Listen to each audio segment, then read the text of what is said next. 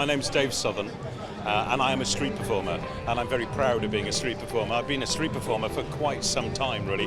My first performance in a street was in my hometown in Cardiff, Wales in 1978, and I know I don't look old enough, but that performance changed my life, and I've been lucky enough to work on street pitches all over the world since then. I was part of the early days of Covent Garden in London, and its arrival as a street performing venue.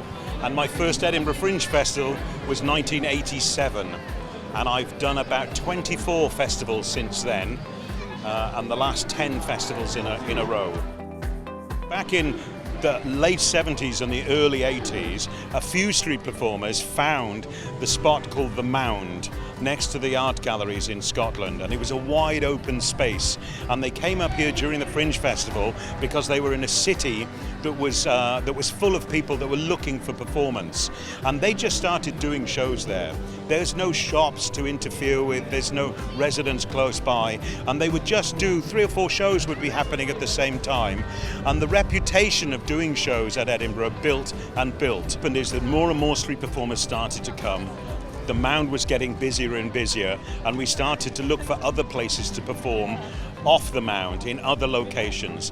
The Fringe Festival director at the time in the 80s was supportive of street performing and started lobbying the council and saying we really should be doing more. They created a taster event where they closed the traffic on the high street. I mean, just to point out all the people we see behind us, in the 80s and the early 90s, there wasn't anything happening here at all. There was traffic and buses coming up and down the street, and there were not enough people on the pavements to get an audience. Yeah, this has been developed during the Fringe, along with the tourism package and along with the knowledge that people go, this is the place to go and watch shows. You know, so the council give the Edinburgh Festival a license from the top lights here to the bottom lights by the church and the Mound, and every performer that wants to operate within this area registers with street events and comes to a morning draw. We have a system of working out, there's allocated pitches, and everybody gets their names in a hat to draw out as to who get a pitch. But Edinburgh, unlike many festivals in the world, is an open access festival, which is fantastic.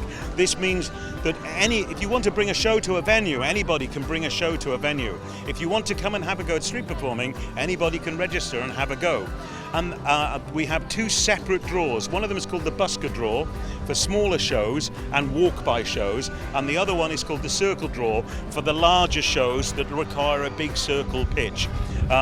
You can't just go in the circle show, you have to be able to hold the crowd for 45 minutes.